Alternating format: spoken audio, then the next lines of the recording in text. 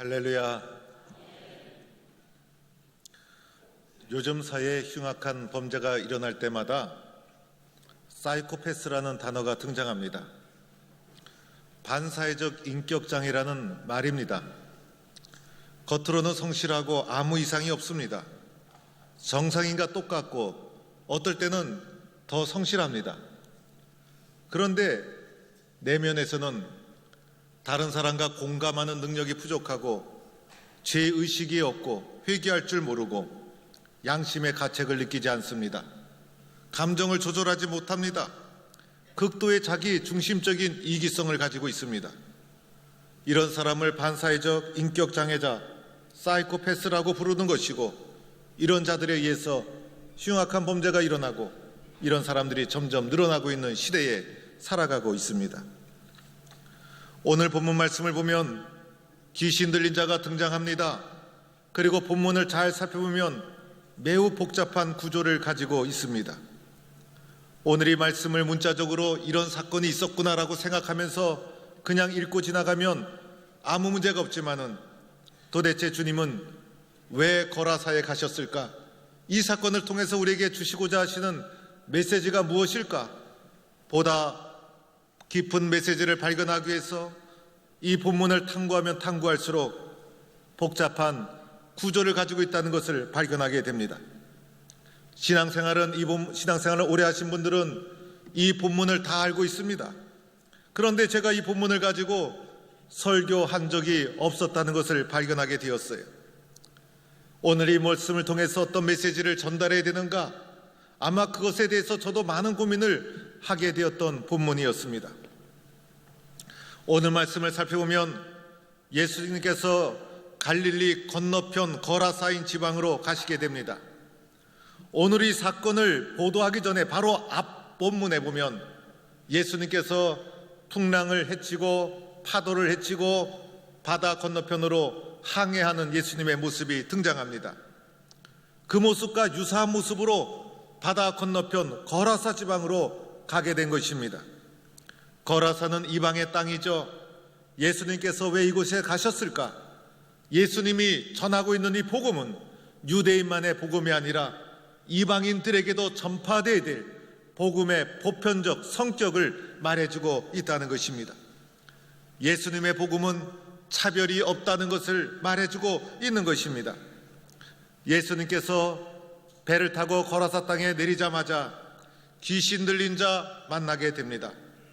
이 귀신 들린 자를 우연히 만난 것이 아니라 귀신 들린 자가 예수님께 먼저 찾아온 것으로 보여집니다. 오늘 여기서 만나다 이렇게 사용된 단어를 헬라어 원문에서 살펴보면 그 뜻이 맞서다 또는 저항하다 이런 의미를 가지고 있습니다. 예수님이 가시는 길, 예수님이 복음 전파하기 위해서 가시는 그 길을 귀신 들린 자가 먼저 나와서 가로막는 것이고 저항하는 성격을 가지고 있다는 것입니다. 귀신 들린 자가 예수님을 보고 부르짖으며 그 입에서 놀라운 고백이 터져 나옵니다. 지극히 높으신 하나님의 아들 예수여, 당신과 나와 무슨 상관이 있나이까? 당신께 구하노니 나를 괴롭게 하지 마옵소서. 이것이 귀신 들린 자의 입에서 나온 말씀이었습니다. 가만히 보면 참 놀라운 고백입니다. 참 놀라운 말씀을 귀신 들린 자의 입에서 나오고 있다는 것입니다. 오늘 이 본문은 누가복음 8장이죠. 오늘 이 본문이 있기 전에 앞에 있었던 말씀이 풍랑을 헤치고 바람을 헤치고 바다 한복판을 헤치고 나갔던 예수님의 모습이 등장합니다. 바람을 잠재우고 파도를 잠재우신 예수님의 모습을 보고 그 한 배에 탔던 제자들이 이렇게 고백합니다. 그가 누구이기에 바람과 물을 명하여 순종하는가? 제자들의 고백이 애매한 고백 아닙니까? 그런데 귀신 들린 자의 입에서 나온 고백은 지극히 높으신 하나님의 아들 예수여, 놀라운 고백을 하고 있다는 것입니다. 또한 이어지는 말씀, 당신과 나와 무슨 상관이 있나이까? 구원의 가정에서, 예수를 영접하는 가정에서 모든 사람이 한 번쯤은 하게 될 고백을 하고 있더라는 거예요. 예수와 나와 상관이 있어야 되는 것이죠. 예수와 나와 관계가 있다는 것을 발견해야 되는 것이죠. 나를 괴롭게 마옵소서. 예수님을 만나면 기쁨도 있고 즐거움도 있고 은혜도 받지만은 괴로움도 따르게 된다는 것이에요. 예수 만나서 새 사람으로 살고 싶지만은 옛 생활을 과감하게 청산하지 못하니 새 사람과 옛 사람 사이에 끼어서 괴로워하는 존재의 모습을 보여주고 있더라는 것입니다. 오늘 이 귀신 들린 자 침을 질질 흘리거나 이상한 헛소리를 하면서 돌아다니는 사람이 아니더라는 거예요. 분별력이 있었고 자기 고백이 있었고 그리고 상황을 잘 파악하고 있었고 자기 생각을 표현하고 있더라는 것입니다. 오늘 이 본문을 잘 이해하기 위해서 귀신 들린 자가 도대체 누구일까? 이것을 어떻게 이해해야 되는가를 규명해야 본문이 풀려지기 시작합니다. 우리나라는요, 귀신이 얼마나 많은지 몰라요. 그 중에서도 포항 땅에 귀신이 좀 많은 것 같아요. 포항 땅에서도 우리 교회가 있었던 해도동 근처에 좀 많았던 것 같아요. 골목을 지나다 보면 동자귀신, 총각귀신, 처녀귀신, 몽딸귀신, 무녀귀신, 조상귀신, 또 무슨 귀신이 있나요? 별의별 것에 다 귀신을 붙여가지고 온갖 귀신이 얼마나 많은지, 도처에 귀신이 많은 것이 우리나라의 문화요 모습입니다. 이런 귀신이 있을까요? 없을까요? 이런 귀신은 범신론적인 세계관에서 나온 것이죠. 유교와 불교의 개념이라는 것입니다. 원한을 품고 죽은 자가 좋은 것을 가지 못해서 나쁜 귀신이 되어서 구천을 맴돈다는 것입니다. 우리 민족의 전통 속에서 불교적이고 유교적인 범신론적인 사고 속에서 태동한 사고라는 것입니다. 이러한 귀신은 존재하지 않는다고 보아야 합니다. 이런 귀신은 있지 않는 거예요. 예수 믿고 죽으면 천국이고 예수 믿지 않고 죽으면 지옥이에요. 예수 믿는 사람은 천국과 지옥이 결정되어 있어요. 우리 영혼이 갈 곳을 잃어서 어떤 곳을 맴돌다가 나쁜 귀신이 되어서 나타나고 이런 것은 범신론적인 사고라는 것입니다. 성경적인 개념은 사탄이요, 마귀요, 악한 영이라는 것입니다. 하나님의 역사를 거스리는 존재죠. 하나님의 나라를 저항하는 세력을 가리키고 있는 것이에요. 이런 사탄이, 악한 영이 상황에 따라, 문화에 따라 다른 모양의 옷을 입고 우리들을 유혹하고 변질시키려고 힘쓰고 있다는 것입니다. 오늘 귀신 들린 사람, 악한 영에 사로잡힌 자요, 그래서 예수님이 복음을 전하기 위해서 거라사 땅에 도착하자마자 제일 먼저 나타나서 예수님이 증거하고 확장하는 하나님 나라 복음 사역을 가로막고 저항하고 있는 것을 보여주고 있는 모습이라는 것입니다. 그러면 여기서 이 악한 영은 도대체 어떤 성격을 가지고 있는가를 살펴봐야 하죠. 예수께서 귀신 들린 자에게 뭐라고 얘기합니까? 더러운 귀신아, 그 사람에게서 나오라. 오늘 이 누가복음에는 더러운 귀신을 명하사 그 사람에게 나오라 하였다, 이렇게 기록되어 있지만은 마가복음 똑같은 본문에 보면 좀 더 아주 생생하게 표현되어 있어요. 더러운 귀신아, 그 사람에게서 나오라, 이렇게 예수님이 명령해 주셨다는 것입니다. 그리고 귀신 들린 자에게 내 이름이 무엇이냐 물어보죠. 사람의 이름이 있듯이 귀신에게도 이름이 있다는 것을 이 본문을 통해서 알게 됩니다. 그런데 이름을 물어본 것이 아니었을 거예요. 그 귀신의 성격, 그 귀신의 존재를 물어보았다는 것입니다. 그러자 귀신 들린 자가 뭐라고 대답합니까? 내 이름은 바로 군대입니다, 이렇게 말하고 있습니다. 그러면서 이는 많은 귀신이 들었습니다 라는 부가 설명을 하고 있는 것입니다. 이것을 어떻게 이해해야 될까? 군대에 귀신이 있는 것일까? 군대 안 가본 사람 없죠? 군대 귀신이 있습니까? 없습니까? 도대체 군대라는 것이 뭘까? 왜 여기서 군대라는 말이 갑자기 튀어나오게 된 것일까? 무엇을 의미하며 많은 귀신이 들렸다는 것은 또 무엇을 뜻하는 것일까? 여러분, 여기서 군대라는 것은 헬라어로 레기온이라고 말합니다. 레기온은 당시의 최고의 군대인 로마 군대를 가리키고 있는 것입니다. 레기온은 6,000명에서 10,000명가량의 단위의 군대를 말하고 있는 것입니다. 많은 귀신이 들렸다, 이것도 레기온을 가리키고 있기 때문에 이렇게 표현하고 있는 것입니다. 당시의 국가가 번성하는가 멸망하는가 군대의 힘이 결정했습니다. 군대의 힘보다 더 강한 것은 없었습니다. 군대의 힘이 세상을 지배하는 능력이었습니다. 군사의 힘으로 세상을 정복해 나갑니다. 군사력과 전쟁이 인간의 국가, 삶을 다 결정하는 무소부위의 능력을 가지고 있었습니다. 힘이 지배하는 사회였고 무력이 지배하는 사회였습니다. 이러한 로마의 군대가 바로 이곳 거라사 지방을 점령하게 됩니다. 로마의 군대는 무자비했습니다.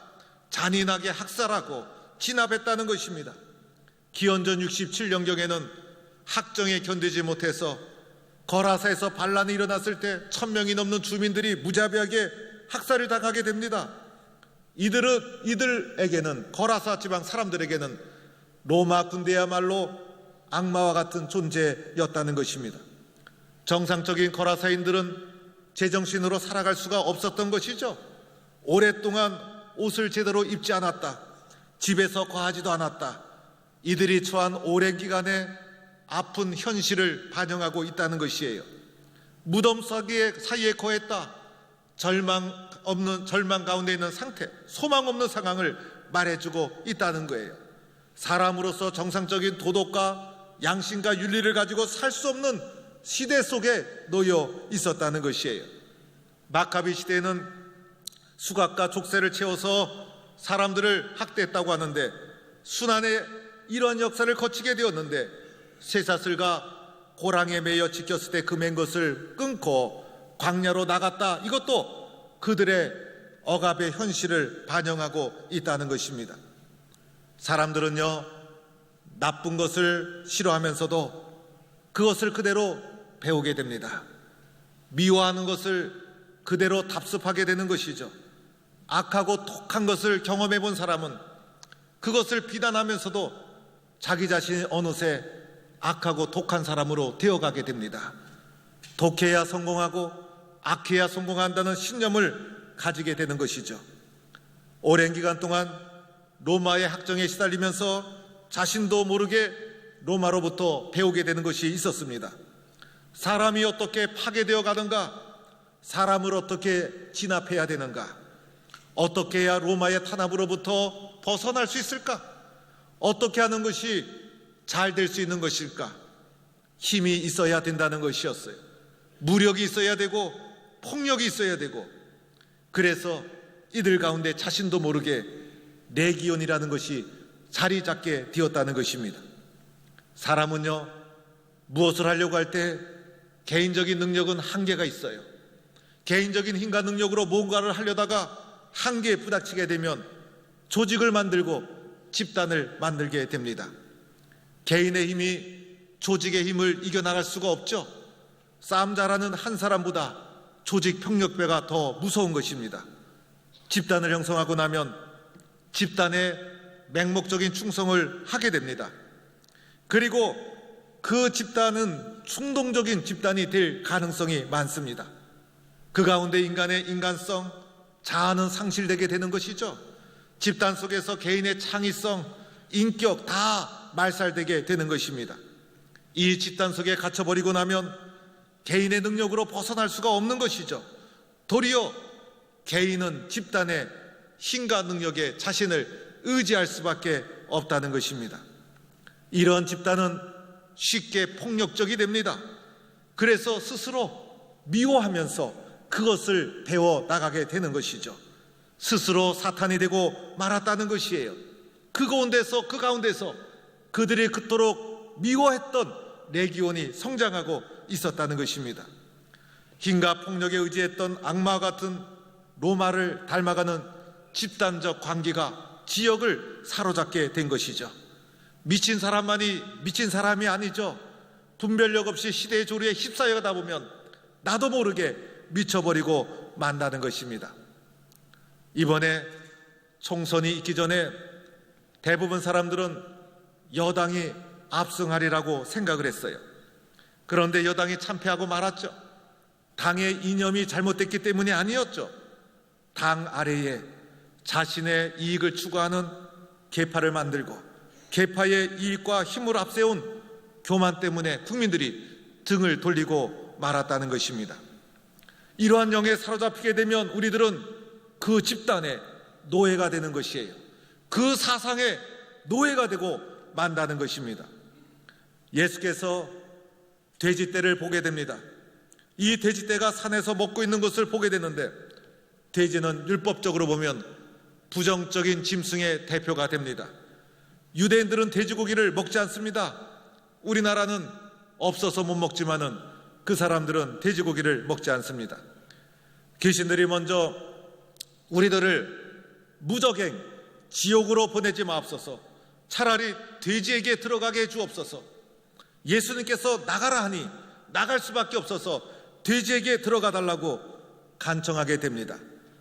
그래서 예수께서 허락하자 더러운 영이 나와서 돼지떼에게로 들어가는데, 더러운 영에 사로잡힌 이 돼지떼가 효수길로 내리달아서 다 물에 빠져 몰사하게 되었다는 것입니다. 이런 더러운 영에 사로잡힌 자들의 종말을 상징적으로 말해주고 있는 것이죠. 돼지떼가 몰사했다고 하니 많은 사람들은 이 돼지고기 얼마나 아까운가 이런 생각을 할 수가 있어요. 그런데 그것보다 더 중요한 것은 사람의 영혼, 사람의 가치라는 것을 말해주고 있다는 것입니다. 하나님은 우리를 사랑하시고 축복하시지만은 더러운 영 마귀는 우리를 파멸로 이끌어간다는 것을 말해주고 있는 것입니다. 사랑하는 성도 여러분, 우리는 쉽지 않은 세상을 살아가고 있습니다. 세월이 지나다 보니 어느새 6월 마지막 주가 되었고 다음 주일은 맥주 감사 주일이 됩니다. 지나고 보니 지난 6개월 동안도 이 복잡한 세상 속에서 아무 사고 없이 오늘까지 살아온 것만 해도 얼마나 감사한지 모릅니다. 우리가 세상에 살다 보면 세상에서 성공하기 위해서 세상으로부터 배우고 가르치고 몸에 익히게 되는 것들이 있습니다. 오늘날 세상은 우상이 가득합니다. 오늘날 세상을 이끌어가는 우상은 권력과 명예와 물질과 쾌락입니다. 이것을 획득하기 위해서 우리는 수단과 방법을 가리지 않고 있어요.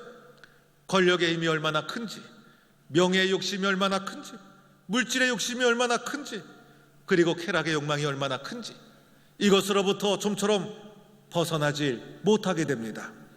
때로는 이것을 이루기 위해서 가면을 써야 되고 경쟁자를 쓰러뜨려야 되고 모함을 해야 되고 위장을 해야 합니다. 양심을 속여야 되고 힘과 폭력을 손잡아야 됩니다. 맹목적인 충성을 강요당하게 됩니다. 삶의 전장에서 승리하기 위해서 악하고 독해야 합니다. 수단과 방법을 가리지 말아야 됩니다. 이런 신념으로 우리들은 무장하게 된다는 것입니다. 우리 속에 있는 바로 레기온이라는 것입니다. 이것이 너무나 강력한 집단적인 힘으로 우리를 지배하고 있는 현실 속에 우리는 살아가고 있다는 것입니다. 악한 영이 하나님의 형상으로 지음받은 우리들을 파괴하고 있는 것입니다. 이것뿐이 아니죠. 오늘 이 시대를 보면 얼마나 혼탁한지 모릅니다. 이슬람의 위협을 끊임없이 받고 있죠. 동성애 문제로 혼란스럽죠. 그리고 이단 사이비로 영적으로 혼란한 시대에 우리는 살아가고 있다는 것입니다. 결국 이런 것으로부터 벗어나지 못하면 우리들은 노예로 신음할 수밖에 없는 것이고, 예수님은 이것을 우리의 영혼을 파괴하는 더러운 영으로 규정하고 있다는 것입니다. 예수님은요, 거라사 지방을 가지 않아도 되었어요. 거라사 지방을 포기할 수도 있었어요. 그러나 예수님께서 이방 지역임에도 불구하고 그것을 찾아가진 이유가 있었어요. 그곳 사람도 예수의 복음이 필요한 사람이기 때문에, 정말 예수의 복음이 필요한 자들이 거라사 지방에 더러운 영에 사로잡힌 자들이었기 때문에 그 가운데 찾아갔던 것입니다. 그러나 그들은 어떻게 했습니까? 예수님의 복음을 거부하고 말았던 것이죠. 결국은 예수님의 복음을 거부한 자의 종말이 어떠하게 됩니까? 돼지떼가 호수에 몰려가 몰사한 것처럼 더러운 영을 거부한 자의 운명과 종말이 이럴 수밖에 없다는 것을 우리에게 보여주고 있다는 것입니다. 자신을 개라고 생각하는 사람이 있었어요. 그래서 이 사람이 개 목소리를 내고 개 흉내를 내고 그리고 자신을 개라고 믿었어요. 그래서 시도 때도 없이 개 흉내를 내고 멍멍 짖어대고, 그래서 가족들이 참다 못해 정신병원에 가서 진료를 받게 됩니다. 의사가 이 사람을 진료합니다. 진료하다가 의사가 이 사람에게 물어봅니다. 언제부터 이렇게 되었습니까? 그러자 그 사람이 강아지 때부터였습니다 라고 말했다는 것입니다. 이 사람은 고칠 수 없는 못 말리는 중증의 환자인 것이 분명합니다. 여러분, 미친 사람은 자신이 미쳤다고 하지 않습니다. 정신 나간 사람은 자신이 정신 나갔다고 하지 않습니다. 더러운 영에 사로잡힌 사람은 자신은 결코 아니라고 생각합니다. 도리어 자신은 올바르고 자신은 착하고 자신은 정상이라고 생각합니다. 그런데 나는 제정신이 아니라고 생각할 때, 그때 비로소 희망이 있다는 것입니다. 나는 주님 앞에 문제가 있다고 생각할 때 그 사람이야말로 회복의 길이 열리게 된다는 것입니다. 나는 오늘 이 시대, 오늘 이 혼탁한 시대에 예수 정신으로 살아가고 있는가? 올바른 말씀에 나는 살아가고 있는가를 오늘 말씀은 우리에게 물어보고 있다는 것입니다. 오늘 귀신 들린 자가 예수님 앞에 나와서 절규하며 부르짖지 않았습니까? 지극히 높으신 하나님의 아들 예수여, 당신과 나와 무슨 상관이 있나이까? 여러분, 이 말씀을 자세히 묵상해 보시기 바랍니다. 예수님의 말씀대로 살아가고 싶다는 것이에요. 예수님이 하나님의 아들이라는 것을 알고 있다는 거예요. 그러나 현실의 삶 속에서 집단적인 힘 앞에서 무기력한 자신의 모습을 고백하고 있는 거예요. 나는 예수의 말씀대로 살고 싶지만은 나는 연약합니다. 그렇게 살지 못했습니다. 주님과 상관 있는 삶을 살고 싶습니다. 그런데 나는 연약했습니다. 주님 앞에 말씀대로 살아가지 못했던 자신의 모습을 주님 앞에 큰 소리로 하소연하고 있다는 것입니다. 그리고 주님의 말씀 앞에, 주님의 명령 앞에 엎드리게 됩니다. 주님이 뭐라고 말씀합니까? 더러운 귀신아, 그 사람에게서 나오라. 우리는 명령하시는 주님의 권위를 인정하고 주님의 명령을 들어야 합니다. 주님의 말씀을 경청해야 합니다. 주님의 말씀 앞에 나를 드러내고 내어 놓아야 합니다. 주님의 말씀을 믿음으로 붙잡아야 된다는 것입니다. 마침내 귀신 들린 자가 어떻게 되었습니까? 치유가 되고 회복이 되고 온전케 되었다는 것입니다. 그래서 예수님께서 그에게 내 집과 내 성내로 들어가 하나님이 너에게 행하신 일들을 증거하라, 증거자의 사명을 주시지 않았습니까? 절규하고 부르짖는 자에게 소망이 있다는 것을 말해주고 있는 것입니다. 오늘 이 말씀을 보면서 귀신 들린 자가 있다는 것을 아는 것으로 끝나면 의미가 없습니다. 귀신 들린 자는 내가 아니라 너라고 생각할 때도 아무런 사건도 일어나지 않습니다. 귀신 들린 자가 너가 아니라 바로 나라는 것을 발견해야 합니다. 우리는 주의 말씀을 그때서야 비로소 들을 수가 있는 것입니다. 그때서야 비로소 주의 말씀을 붙잡을 수가 있는 것입니다. 그때서야 비로소 나의 연약함을 주님 앞에 고백하고 인정하게 되는 것입니다. 세상은 우리를 노예로 만들지만 하나님의 말씀은 우리를 자유케 합니다. 하나님의 말씀으로 자유한 삶을 살아가는 성도가 될 수 있기를 주의 이름으로 축원합니다.